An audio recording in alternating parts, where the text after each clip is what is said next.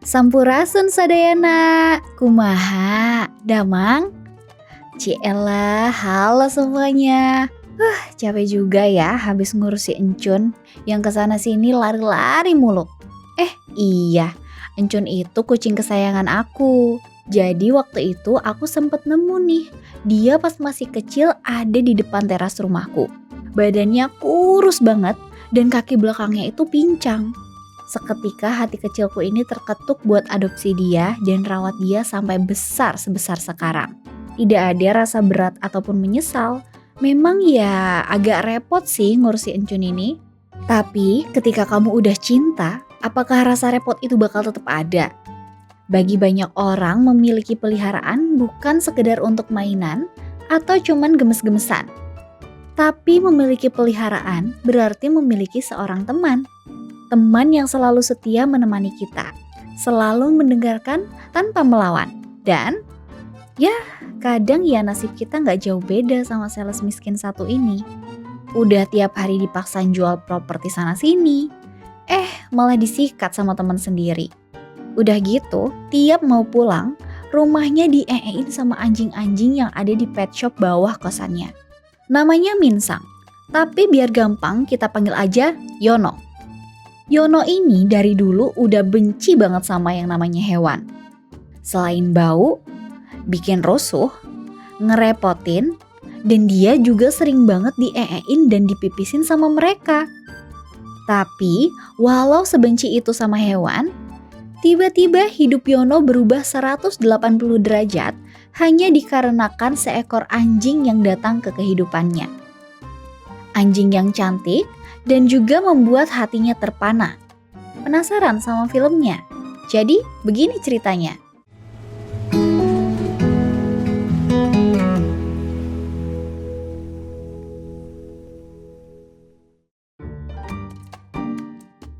Hari itu Yono sedang bersiap pergi untuk menjual sebuah properti mewah. Ya, jualan rumah gak seindah jualan kerupuk udang.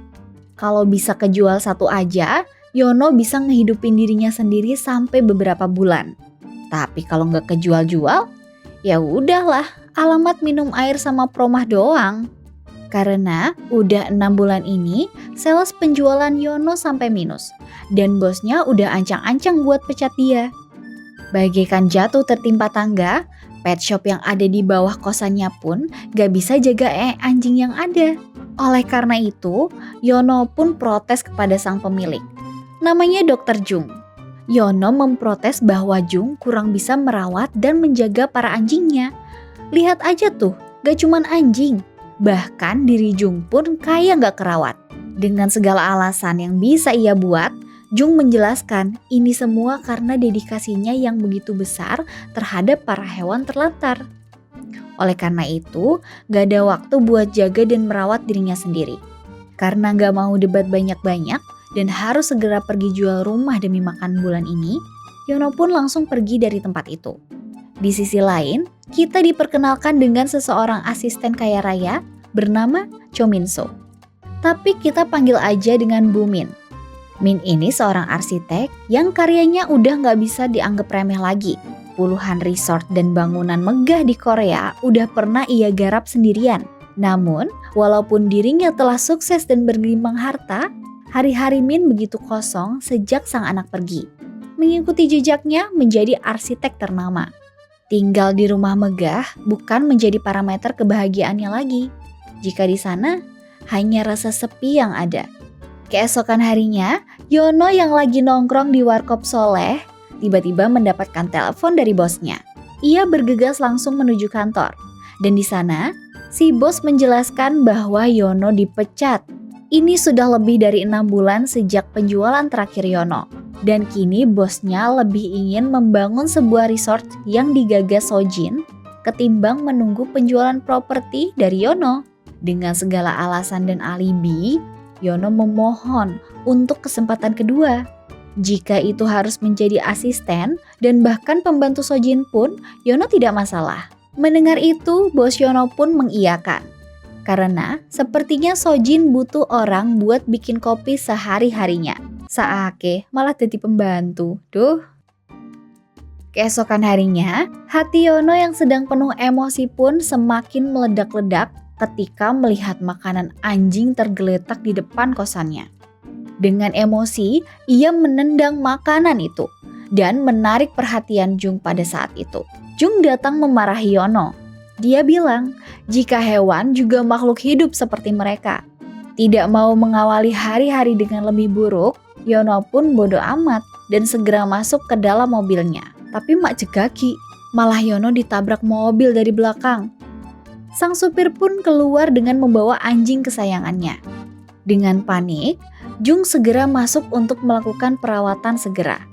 Yono yang heran dan kesal kenapa anjing itu lebih penting dari mobilnya pun cuman bisa ngomel dan ngancem bakal laporin ke polisi si penabrak tadi. Sesaat setelah selesai perawatan si anjing, tiba-tiba polisi datang bersama Yono dan meminta keterangan si penabrak tadi. Ia bilang bahwa akan mengurus mobil Yono dengan asuransinya. Tapi ya karena Yono kadung dongkol sama kejadian barusan, ia kembali ngomel-ngomel sampai pak polisinya yang ngamanin si Yono ini. Sabar Toyon, ora kabeh nganggo emosi, tak tutuk loh kamu. Di luar pet shop itu, tiba-tiba Yono didatangi oleh Min. Min bertanya kepada Yono apa pekerjaannya. Yono menjawab, ia cuma seorang sales properti miskin yang kini terancam dipecat dan tengah nyambi sebagai pembantu dari rekan kerjanya demi makan bulan ini. Min pun bertanya, apakah kelaparan itu menyusahkan hidup Yono? Dengan lantang, Yono menjawab, ya iyalah Bu, kalau nggak makan ya nanti mati. Min hanya diam tanpa ekspresi. Seraya pergi dari tempat itu, Min bilang bahwa hewan itu juga sama dengan manusia. Jika nggak makan, ya nanti mati. Dan jika Yono tidak bisa menghargai kehidupan, maka matilah saja. Hari itu Yono yang sedang melakukan tugasnya sebagai pembantu Sojin hanya bisa duduk manis diam, mengamati Sojin presentasi proyek miliaran dolarnya. Terlihat di sana Presdir De Jong sedang memperhatikan dengan cermat setiap presentasi dari Sojin. Namun hingga akhir presentasinya, proposal yang dibuat oleh Sojin benar-benar tidak menarik perhatian dari De Jong. Di saat-saat genting tersebut, Yono tiba-tiba teringat perkataan Bu Min yang bilang bahwa hewan adalah makhluk hidup juga, seperti manusia. Yono pun langsung menyela pembicaraan itu dengan bilang kepada De Jong, bagaimana jika mereka membangun sebuah resort yang ramah hewan peliharaan. Menurut Yono, sebagian besar resort yang ada di Korea melarang para pengunjungnya untuk membawa hewan ke dalam karena dinilai bisa mengotori tempat itu. Padahal, menurut data yang ia punya, para pemilik hewan memiliki kecenderungan tidak terlalu pemilih. Bahkan jika harus membayar lebih mahal sekalipun, mereka tidak akan berpikir dua kali untuk mengeluarkan uang, selama masih bisa bersama hewan mereka. Oleh karena itu, jika mereka membangun sebuah resort, Yono ingin di resort tersebut memperbolehkan hewan peliharaan untuk masuk ke dalamnya. Karena para pecinta hewan adalah target pasar yang bagus. Apalagi jika yang mendesain bangunan adalah Bu Min, sang arsitek legendaris dari Korea itu. Mendengar penjelasan Yono itu, De Jong meminta asistennya untuk menjadwalkan presentasi proposal milik Yono 2 minggu ke depan.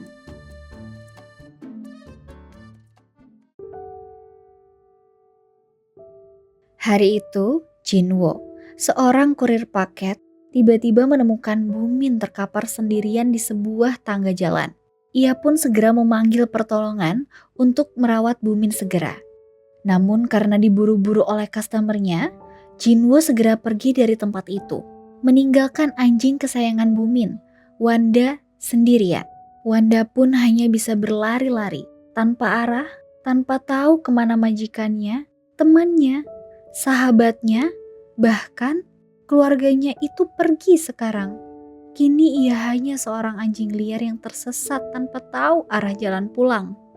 Di tengah kesendiriannya, Wanda ditemukan oleh seorang anak bernama Jihyo. Jihyo sendiri adalah seorang anak adopsi yang cukup pendiam. Keluarga adopsinya kebingungan untuk mencari tahu apa yang Ji-hyo suka selama ini.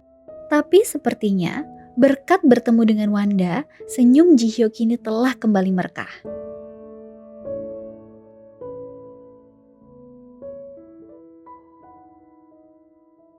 Setelah Bumin siuman, ia pun panik kebingungan mencari di mana Wanda berada. Akhirnya, ia pun memanggil Jinwo yang tempo hari menolongnya itu. Di sana, Bumin meminta Jinwo untuk membantunya mencari Wanda. Tapi karena si Jinwo ini sangat sibuk mengantar barang, ia menolak tawaran itu. 경찰서를 갈 수도 없고. 네. 그럼 뭐 어떻게 도와드려요? Ya namanya manusia, butuh makan, butuh uang. Jinwo pun segera membantu Bumin untuk membuat selebaran anjing hilang dan membantu menyebarkannya. Malam harinya, saat sedang makan di warung, Yono melihat Jung. Namun, karena Jung trauma dan gak mau bacot-bacotan lagi sama Yono, ia pun segera pergi dari warung itu. Yono gercep langsung menyusul Jung dan bilang bahwa ia ingin membicarakan sesuatu hal dengannya. Di sana, Yono menyampaikan maafnya yang begitu dalam kepada Jung karena selalu marah dan membacoti pet shop miliknya itu. Selain itu, karena Yono tahu Bumin adalah pelanggan setianya Jung, ia pun meminta tolong kepada Jung untuk mempertemukannya kepada Bumin. Tapi tiba-tiba seekor anjing dari pet shopnya lepas. Dan hal itu membuat Jung segera berlari mengejarnya. Yono hanya bisa terheran, kenapa dokter hewan satu itu sangat terobsesi sama hewan ya? Keesokan paginya, pet shop Jung kedatangan seorang pria yang dengan panik membawa anjingnya yang keracunan. Jung segera memberi pertolongan intensif agar si anjing masih bisa terselamatkan. Di sisi lain, Yono yang bergegas kerja itu pun melihat karyawan pet shop Jung yang menempelkan brosur kehilangan anjing milik Bumin. Merasa punya celah untuk mendekati Bumin agar mau jadi arsiteknya, Yono pun segera masuk ke dalam. Ia meminta maaf atas kejadian tempo hari kepada Bumin dan bilang bahwa dia bakal bantu cari anjingnya. Namun, Yono bilang bahwa setelah anjingnya ketemu, apakah Bumin mau jadi arsitek di proyeknya? Karena Bumin ini sudah hilang respek sama Yono, ia cuma bisa diam dan pergi dari tempat itu.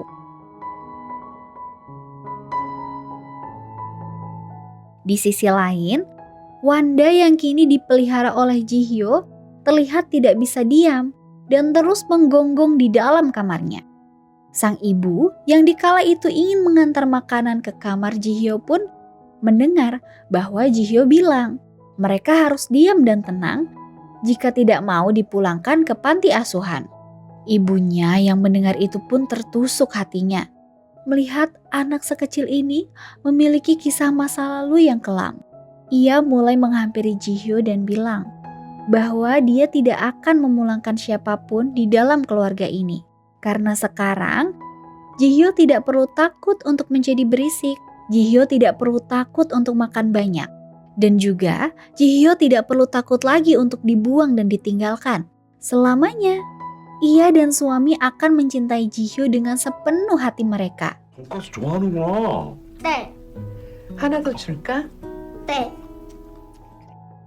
Melihat hasil pencarian mereka yang belum menemukan titik terang, Bumin dan Jinwo pun memutuskan untuk istirahat dan melanjutkannya di esok hari. Bumin berterima kasih kepada Jinwo karena telah mau membantunya mencari anjingnya. Kehadiran Jinwo ini membuat Bumin teringat dengan sang anak yang telah lama pergi. Oleh karena itu, Jinwo pun menawarkan Bumin untuk mampir ke kosannya, sekedar makan ramen yang ia punya. Di dalam sana, Jinwo bercerita bahwa dahulunya ia sangat suka mengukir dan memahat kayu menjadi patung yang indah. Bahkan, almarhum sang ibu pun selalu memujinya sebagai anak ajaib. Namun, ya namanya hidup. Kadang angan masa kecil tidak akan selalu sesuai di masa depan. Jinwo harus hidup sebatang kara dan bekerja apapun yang ia bisa demi tetap hidup. Sesuai pesan terakhir ibunya dulu, Bumin yang terharu dengan cerita Jinwo pun lagi-lagi hanya bisa diam. Entah karena rindu atau terharu. Namun kini di mata Bumin, Jinwo hanya selayaknya sang anak yang telah lama ia nantikan kedatangannya. Singkat cerita, demi kesuksesan proyeknya itu, Yono mati-matian untuk mendekati Jung, demi bisa membantunya dekat dengan Bumin. Dari mulai kerja sukarela bersih-bersih kandang, sampai nemenin Jung kerja hingga larut malam sudah Yono lakukan. Semakin hari, sepertinya hati Jung juga mulai luluh dengan kerja keras dari Yono kepada hewan-hewannya itu. Yono pun dengan sukarela menjaga anjing-anjing kesayangan Jung. Sampai dibawa ke kantor juga. Melihat usaha keras dari Yono itu, Jung pun mulai luluh. Jung bilang bahwa ia ingin mengadakan bazar adopsi hewan, tapi ia tidak tahu caranya. Yono pun menawari jika Jung mau, Yono akan mengorganisir bazar tersebut demi dirinya. Mendengar hal itu, Jung pun senangnya bukan main dan bilang jika acara itu lancar, insya Allah Bumin akan melihat Yono dan mau bekerja sama dengannya. 입양 캠페인 얘기하는 거잖아요. 그렇구나. Di malam yang sama, Bumin memergoki Junwo yang sedang kobam bersama teman-temannya. Di sana, selayaknya ibu yang peduli dengan anak, Bumin memarahi Jinwo dan bilang jangan sia-siakan masa mudamu dengan hal yang tidak berguna ini. Lebih baik Jinwo pulang dan melakukan hobi yang ia sukai dan belajar lebih giat lagi. Jinwo yang kesal dengan sikap Bumin pun malah marah balik kepadanya. Ia merasa bahwa Bumin bukan siapa-siapanya. Dan oleh karena itu, Bumin tidak punya hak untuk mengatur hidup Jinwo. Bumin hanya terdiam, tersayat hatinya, dan pergi begitu saja. Hari-hari pun berlalu. Yono yang lagi rapat di kantor pun tiba-tiba mendapatkan telepon dari Bumin. Tanpa membuang waktu, Yono segera pergi menuju kediamannya. Di sana Bumin langsung to the point. Proyek apa yang akan Yono buat? Yono dengan antusias menjelaskan proyeknya. Sebuah resort mewah dengan manusia dan hewan saling berdampingan hidup bahagia di dalamnya. Bumin lalu bertanya, apakah yang membedakan Yono dengan Dr. Jung? Yono terdiam bingung dengan pertanyaan tiba-tiba itu. Dan malah keceplosan kalau perbedaan mereka berdua adalah Yono wangi, Bujung bau anjing. Lah, keceplosan. 머리 냄새?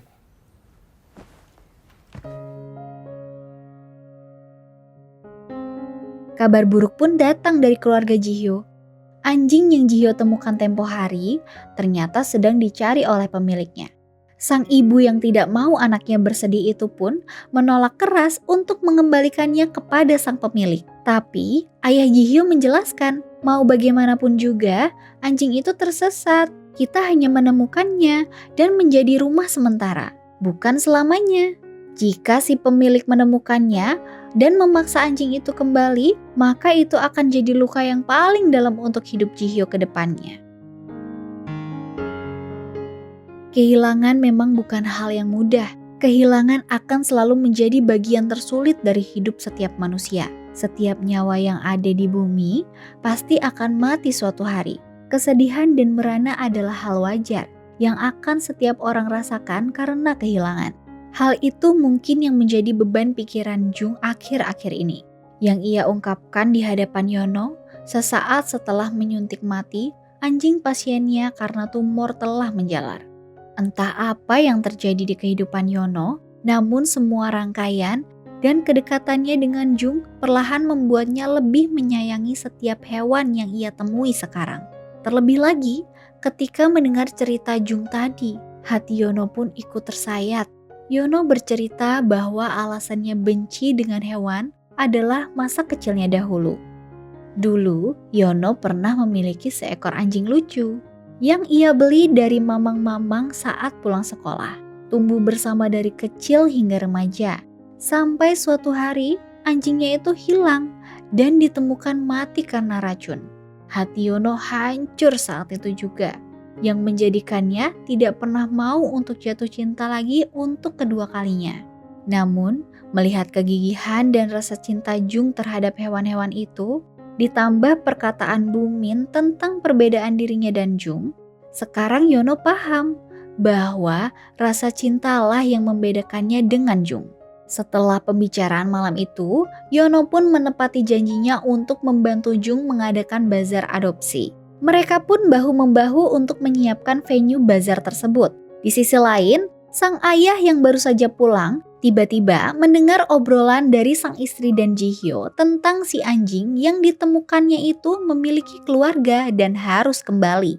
Tanpa diduga, Ji-hyo yang masih kecil ini memiliki hati yang besar dan mau mengikhlaskan anjing kecil yang beberapa hari lalu ini telah menjadi sahabatnya di sini. Tidak lama setelah itu, Bumin pun mendapatkan telepon dari ayah Ji-hyo dan setibanya di sana, Wanda langsung berlari keluar untuk bertemu majikannya itu. Tangis pun pecah di antara mereka. Bumin yang merasa berterima kasih pun ingin memberikannya imbalan yang pantas. Namun kedua pasutri ini menolaknya dan bilang, apakah boleh mereka dan sang putri sering berkunjung ke rumah Bumin untuk bertemu Wanda? Tentu saja, jawab Bumin kepada keluarga baik hati ini. Pintu rumahnya akan selalu terbuka untuk mereka. Hari yang dinantikan Yono pun tiba. Dengan sedikit gugup, ia pun menyampaikan gagasan proyeknya tersebut. Proyek resort mewah yang ramah hewan ini adalah gagasan terbaik yang bisa Yono sampaikan kepada Dae-young. Sebenarnya, apa yang dimaksud dengan resort selama ini? Resort berasal dari kata rest, yang berarti istirahat, bersantai, dan tenang. Tidak hanya manusia, hewan pun juga memiliki hak untuk istirahat, bersantai, dan juga mendapatkan ketenangan. Oleh karena itu, Yono pun sangat yakin dengan proyek ini akan berhasil luar biasa ke depannya. Mendengar kepercayaan diri Yono, Dae-young pun langsung bertanya, apakah jadi ia memakai jasa Bumin sebagai arsiteknya? Merasa usahanya gagal untuk meyakinkan Bumin, Yono pun jujur saja kepada Dae-young. Kejujuran dan keluguan Yono ini berhasil mengambil hati Presdir Dae-young. Dan ia pun menyepakati pembangunan proyek yang Yono gagaskan. Hati Yono begitu bahagia, semua perjuangannya kini terbayar lunas. Ia tidak perlu lagi pergi dari rumah ke rumah untuk menawarkan properti dengan susah payah. Ia tidak perlu lagi hanya minum air putih dan promah demi mengganjal perutnya yang lapar. Kini ia akan sukses sebagai sultan kaya raya berkat proyek ini. Sebuah jaket cantik memikat matanya. Hanya satu orang yang terbesit di pikirannya. Orang yang mampu membuat Yono kembali menjadi manusia yang penuh cinta.